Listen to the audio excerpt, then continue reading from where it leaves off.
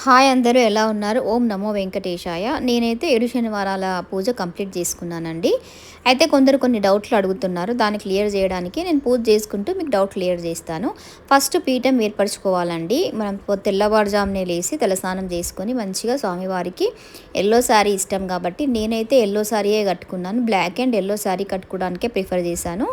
మంచిగా పీఠం ఏర్పాటు చేసుకొని దానిపైన ముగ్గు ఉంచి 3 గుప్పిళ్ళ బియ్యం వేసి దానిపైన స్వామివారి చిత్రపటాన్ని ఉంచండి. చిత్రపటాన్ని ఉంచిన తర్వాత కలశ స్థాపన అండ్ ముడుపు అనేది ఎవరెవరి దాన్ని బట్టి ఉంటుంది. నేనైతే కలశ స్థాపన చేసుకున్నాను, ముడుపు చేసుకున్నాను. కలశ స్థాపన చేసుకోవాలనుకునే వాళ్ళు చెంబు తీసుకొని దాంట్లో పసుపు, కుంకుమ, గంధము, అక్షింతలు వేసుకొని కొబ్బరికాయకి అంతా అలంకరించుకొని కలశము అందులో ప్రాణప్రతిష్ఠ చేసుకోవాలి. ఇంకా సంకల్పం అయితే మీరు ముడుపు కట్టినప్పుడు సంకల్పం చెప్పుకోవాల్సి ఉంటుంది. పిండి ప్రమిదలు మాత్రం ఈ పూజలో చాలా చాలా ఇంపార్టెంట్ అండి. పిండి ప్రమిదలు చేయడానికి బియ్యపు పిండిలో కొంచెము నెయ్యి, కొంచెము బెల్లం వేసేసి ఆవు పాలతో సాఫ్ట్గా కలుపుకొని చేయండి. నేనైతే ఈజీగా పిండి ప్రమిదలు విరిగిపోకుండా ఎలా చేయాలో ఒక వీడియో కూడా పెట్టాను. ఇక నైవేద్యం అనేది ఎవరెవరి ఇష్టాన్ని బట్టి ఉంటుంది. మెయిన్ నైవేద్యాలు అయితే వడపప్పు, పానకము, చలిమిడి ముద్ద ఖచ్చితంగా ఉంటుంది. ఓపిక ఉన్న వాళ్ళైతే ఏదైనా చేసుకోవచ్చు. నేనైతే ప్రతి వారం ఒక వారం కేసరి, ఒక వారం పులిహోర అలా చేసుకున్నాను. మీరు ఏడో వారం వరకు 7 చేయాలని కూడా అడుగుతున్నారు. అలా ఏమీ లేదు. మీకు ఎంత తోస్తే అంత. స్వామివారికి కావాల్సింది అలంకారం అండి. అలంకార ప్రియుడు కాబట్టి తులసి మాల అనేది చాలా చాలా ఇంపార్టెంట్ ఇక్కడ. అలంకార ప్రియుడు కాబట్టి ఎంత అలంకారం చేస్తే ఆయన అంత సంతోషిస్తాడు. అలా అని మరి హంగులు ఆర్భాటాలు కూడా నేను అనను. ఎందుకంటే మనకున్న దాంట్లో మనం అలంకారం చేస్తే స్వామివారు సంతోషపడతాడు.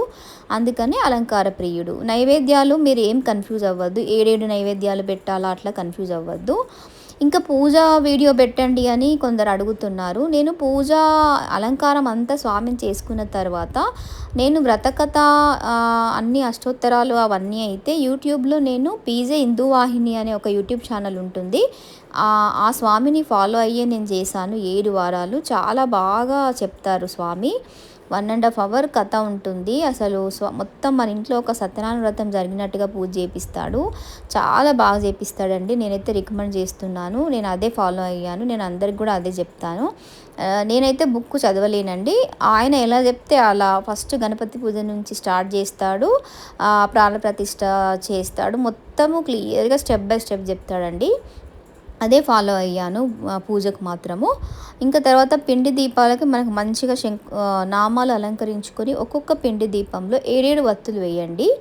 దాంట్లో ఆవు నెయ్యి పోసి వెలిగించుకోండి. పిండి దీపాలు మాత్రం కథ అంతా అయిపోయిన తర్వాత లాస్ట్కి వెలిగించుకోండి. కొబ్బరికాయ కొట్టే ముందే వెలిగించేసుకుంటే 1.5 అవర్ మనకు దీపాలు కొండెక్కిపోతాయి కాబట్టి లాస్ట్న వెలిగించుకోండి.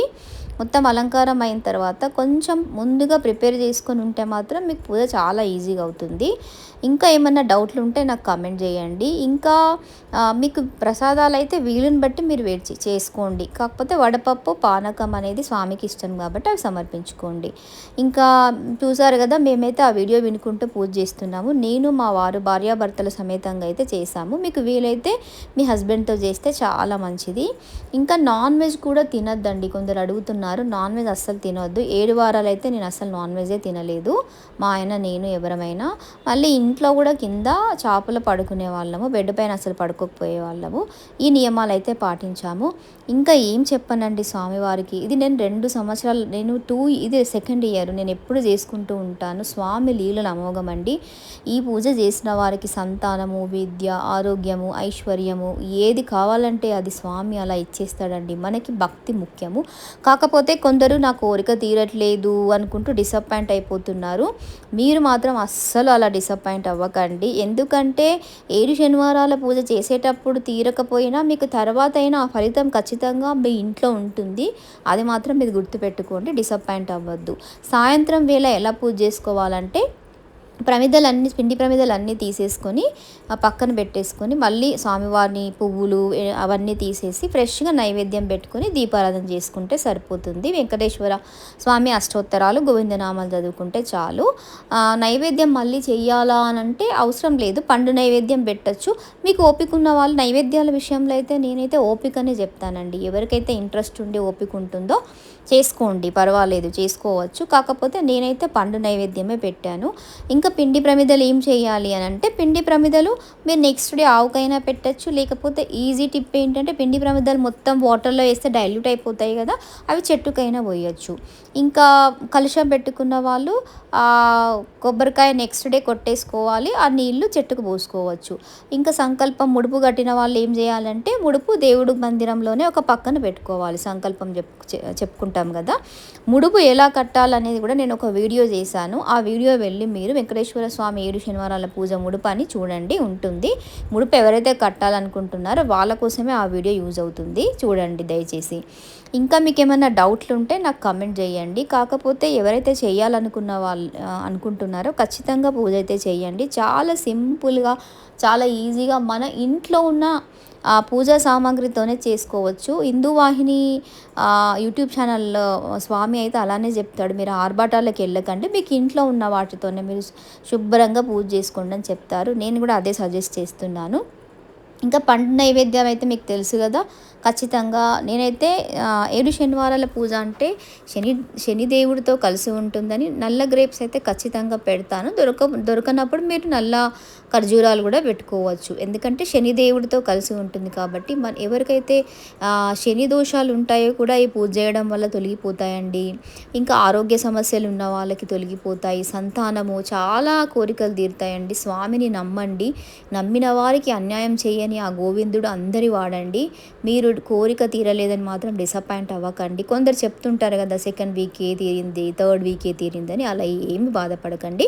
ఖచ్చితంగా మీకు ఏదో ఒక రూపంలో ఫలితం అయితే ఉంటుంది. కలశ స్థాపన అనేది మీ ఇష్టము, నేనైతే చేసుకున్నాను. కలశ స్థాపన అనేది కూడా సింపుల్గా ఉంటుంది, ఏమీ లేదు, మీకు తెలుసు కదా, సింపుల్గానే చేసుకోవాలి.